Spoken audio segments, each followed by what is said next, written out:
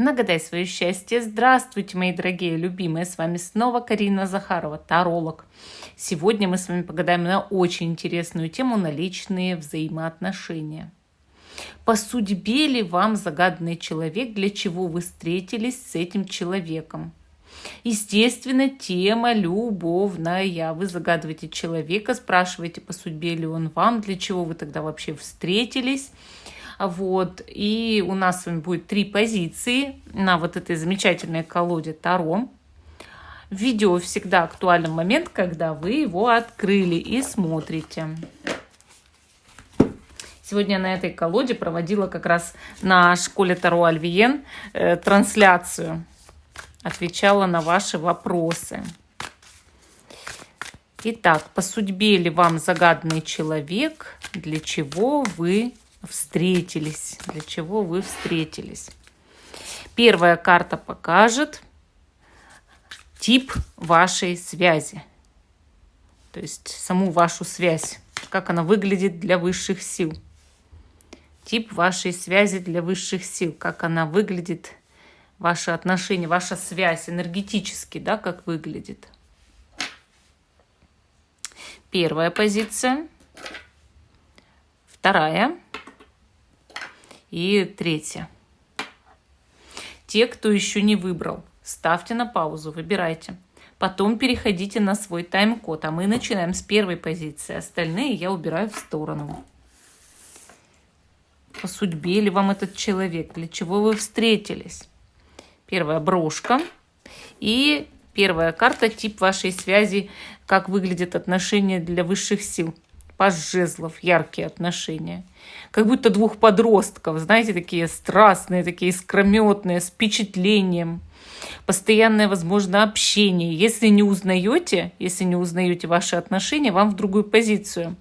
Здесь люди любят общаться друг с другом или любили, когда встречались, когда там были вместе или когда общались. Разговоров было много, общения много, много страсти, много впечатленности, такая сильная влюбленность или любовь, влечение друг к другу, придумывают друг друга люди, да, то есть придают те качества, которых, возможно, нет, но при этом очень рады этим отношениям, горят, вот прям горят. То есть вы друг друга обожали, вы друг с другом горели, причем оба это было взаимно, понимаете, взаимно. И, естественно, высшие силы видят вот такие искрометные, мощные отношения, энергозаряженные, где хочется новости постоянно о человеке, узнавать информацию какую-то, да? Хочется с ним болтать бесконечно, обсуждать что-то, смотреть на него, даже рядом сидеть, и то приятно, да? Хорошо, а для чего вы встретились? Вот по судьбе ли вы друг другу, да? Судьба-то есть вот здесь? Насколько вы друг другу обещаны Богом, да? Вообще, бывает ли такое? Я все время об этом рассуждаю. Бывает ли такое, что мы кому-то обещаны по какой-то причине? Бывают кармические отношения, бывают судьбоносные отношения. Конечно, никто друг к другу не привязан, да? Но все-таки вот как-то это складывается, что мы там по 20, по 30, по 70 лет в браке живем друг с другом. Даже есть по 70 лет в браке. Итак, 8 пентаклей. Насколько у вас судьба, да, вот это? Вы знаете, карта показывает улей. Улей – это общий такой пчелочный дом, да, но где вместе все трудятся во благо этого улья. Поэтому здесь люди могли бы встретиться именно для каких-то серьезных взаимоотношений, построения совместного семьи, да, домашнего очага. 9 пентаклей. Ну, карта благополучия, конечно. Вот эти отношения, по сути, могут быть судьбоносные и могут именно быть для хорошего такого брака, добротного брака, когда люди могут вот друг с другом там денежки вместе складывать, недвижимость, там квартира, дом, дети, да, вот это все обустройство. Если вы уже в возрасте, ну просто вот как-то вместе, там, не знаю, огород завести, там, да, дом, сад, вот такое. Вот опять же, для чего вы встретились? Давайте еще раз спрашиваем. Видите, пятерка пентаклей, кармическая карта отношений. Что вместе пройти нужно какой-то путь. Не всегда он легкий, он иногда трудный, да. Но пентаклей здесь много, земной энергии. То есть люди еще и в физическом смысле как-то вот так дорожат друг другом, привязаны друг к другу и видят, опять же, материальную перспективу. Но пятерка пентаклей именно показывает, что люди похожи, слишком похожи. И у них одинаковые проблемы. И когда они вместе кооперируются, они эти тянут проблемы вместе или вместе их прорабатывают. Но путь трудноват, я вам скажу, трудноват. Перспектива отношений, рыцарь жезлов. Ну, яркость этих отношений, конечно, зашкаливает, я вам скажу. Страстные отношения с впечатлениями. Семерка жезлов, отношения. Нужно от кого-то защищать. То есть кто-то может покушаться на эти отношения. У отношений могут быть некие недоброжелатели и враги. Но отстоять их можно. И рыцарь жезлов показывает не сразу загадный человек захочет взять на себя в этих отношениях ответственность вот эту. Вот видите, испытание кармическое, да? Что человек не сразу берет ответственность. Нужно время. Нужно что-то работать над этими отношениями, прорабатывать какие-то проблемы этих отношений. Вот. Все зависит от того, насколько у вас есть большое желание быть с ним, да, с этим человеком. Но я думаю, что есть. Я думаю, что есть, раз вы гадаете, вам это интересно. И если все-таки вы отстаиваете отношения, вы можете по-серьезному хороший, добрый, многолетний союз построить. Ну, вот такая интересная у нас первая позиция. Вот такая вот интересная, да, вот. В принципе, я бы сказала, тут есть все-таки как, ну, судьба, да. Хотя, конечно, вот мы строим свою судьбу, но есть какие-то действительно вот моменты, которые нам трудно обходить, да, в ней, в судьбе. Так, вторая позиция. Зелененькая брошка. По судьбе ли вы друг другу? По судьбе ли вам этот человек? Для чего вы встретились? Да, мы смотрим любовная тема. Первая карта, как видят, вот какой тип ваших отношений, да, как видят высшие силы ваши отношения. Девятка мечей. Это отношения, приносящие бессонницу и головную боль. Да? Отношения, вызывающие депрессию, вызывающие темную ночь души, обиду, да, обиду. Но это трудные какие-то отношения, такие трудные. И психологически, возможно, травмирующие. На сегодняшний день это так. Вызывают они, как сказать, грусть, печаль, тоску, страхи, переживания, тревоги. Может быть, даже психосоматические, физические нарушения. Вот. Апатию, состояние отчаяния. Вы явно расстроены из-за этого человека, он вас в чем-то разочаровал, да? Ну, скорее всего. Или вы друг друга. Ну, хорошо. По судьбе ли вы, да, друг другу-то? По судьбе ли этот человек вам? Вот так даже. По судьбе ли он вам, этот человек? Шестерка жезлов. Шестерка жезлов. Пятерка жезлов. Вы знаете, отношения как на пороховой бочке. В них слишком много огня и страсти. Вы знаете, это тоже судьба. Это тоже судьба вызывать друг в друге такие яркие впечатления, да? С одной стороны. А с другой стороны, борьбу друг с другом. Карты показывают борьбу. То есть это кармические отношения, но в которых людей мир никак не берет, понимаете? Однако впечатлений на 100 лет можно, да, вот схватить с этих отношений. Страсть, огонь, мощь, сила, да, в этих отношениях есть. Приподнимают они как настроение, так и, по сути, должны бы приподнимать самооценку вашу друг друга, да, и даже статусность в обществе, но, конечно, при ссорах, при конфликтах, при противостояниях могут вызывать и депрессию, почему нет? Ну вот просто это вот битва характеров, я считаю. Но это тоже как судьба какая-то, да? То есть время нужно, чтобы проработать-то карму этих отношений. Для чего вы встретились?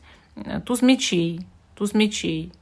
Чтобы показать друг другу, что бывают в жизни противоположности, чтобы показать друг другу какие-то жизненные яркие возможности, шансы, да, вообще ради какого-то шанса вы можете встретиться друг с другом, чтобы дать вот один другому в жизни дал какой-то шанс на реализацию, что ли. Вот что ждет эти отношения? Видите, император, значит, император и, значит, рыцарь мечей. Вот с одной стороны, да, эти отношения могут стать серьезными или быть серьезными и даже семейными, но с другой стороны всегда в них будет конфликт, война, война характеров. Возможно, в этих отношениях столкнулись два лидера, два вот этих вот гепарда, да, и ну, деваться некуда, да. Тут вот прям, знаете, это вот кошек столько. Одна сова, ну, кошек много, да. А, две совы, у императора еще сова есть, смотрите. То есть мудрость есть в этих отношениях, но и вот это кошачье бесячество, то есть когда люди могут дурачиться друг с другом, тут же кричать друг на друга, тут же у них страсть, влечение, да, опять много дают впечатлений. Ну вот, видимо, не можете вы скучно жить, не можете, поэтому у вас сейчас голова от этого человека болит, потому что вы жить-то скучно не можете. И вот в этом еще тоже проблема, что есть разные люди. Вот вам по судьбе было встретить такого человека, потому что вы притягиваете такого человека, потому что вы притягиваете таких людей, да? То есть он играет в вашей жизни важную роль, он вам что-то открывает, глаза открывает, мир открывает, впечатления открывает. А как вы без этих впечатлений? Люди же питаются эмоциями, а вам нужны бурные эмоции, яркие эмоции. Вы по-другому не можете.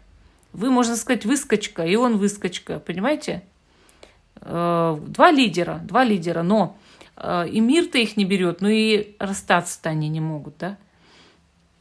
Поэтому я вам так скажу, что вам нужно смириться с тем, что в этих отношениях иногда будут скандалы и обиды. Потому что вы оба не сдержаны. Вы друг друга должны учить сдержанности. Опять же, если вы станете сдержанными во всем. И как вы тогда будете? Да? Пусть лучше у вас, как у итальянской семьи, периодически летают тарелки, но будут и томные вздохи под луной. Понимаете? Ну, такая интересная вторая позиция. Вот такая интересная позиция. Но сейчас, да, сейчас у вас от этого человека голова болит. Третья позиция. По судьбе ли вам загадный человек? Для чего вы встретились? Любовь, тема любовная. И первая карта – тип отношений, какими видят эти отношения высшие силы, вот энергетические, да? Семерка мечей. Обман. Отношения, в которых сквозит обман. Предательские отношения, отношения с вруном. Также отношения, где есть какая-то тайна, которую один скрывает от другого. Или люди нечестны друг с другом патологически, и каждый скрывает что-то свое. Более того, семерка мечей часто показывает отношения с преступником, с нечестным человеком, с вором, с аферистом, с мошенником. Понимаете? Очень часто. Со всякими алкашами, наркоманами. Да? И еще есть такой момент по этой карте. Отношения, которые скрываются ото всех. То есть это могут быть нормальные люди, абсолютно, в социальном смысле. Но они завели отношения в тайне от кого-то, от мужей, от жен. То есть в этом тогда смысл. Отношения, которые приходится от кого-то скрывать. Еще может быть отношения с человеком, который вас постоянно оббирает. Деньги у вас тянет. И энергию. Ну, давайте посмотрим теперь, по судьбе ли он вам. Судьба всякое бывает. Семерка кубков.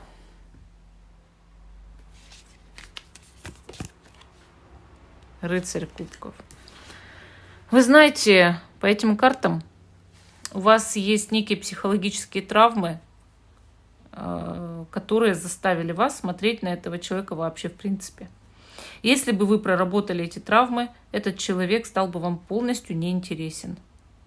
Он вас зацепил какими-то чувствами и эмоциями, которые возвращают вас, скорее всего, в детскую ситуацию или в подростковую. Если вы проработаете это, да, он, с одной стороны, кармический партнер, он сталкивается с вами на основе ваших психологических переживаний и на основе того, что вы видели в прошлых жизнях, да. Но это не такая судьба, которая ваша судьба и ваша там любовь, понимаете? Это человек, вот вы проработаете свою психологическую травму, и он сразу же исчезает из вашей жизни, потому что он вам больше не нужен. Для чего вы встретились? Сила. Во-первых, чтобы укротить друг друга. Во-вторых, чтобы проработать недостатки друг друга. Справиться с трудными характерами, да. То есть такие люди, в принципе, могут какое-то время держаться вместе. Но это только потому, что они еще что-то не проработали. Будущее отношений. Иерофант и тройка жезлов. Карты говорят, по сути, что вы можете даже, ну не знаю, пожениться. Но потом идет момент, когда эти отношения больше не нужны, отработаны, да, и вы смотрите вдаль, вы строите планы на другое будущее, встречаете кого-то другого и, соответственно, разъезжаетесь. Потому что вот это только на какой-то период, да, то есть люди вместе, но на какой-то период. Ну, вот такая интересная у нас третья позиция. Всем спасибо за внимание. Жду, что вы продолжите смотреть мой канал. Ставьте лайк этому видео, подписывайтесь. Всем пока и до новых встреч.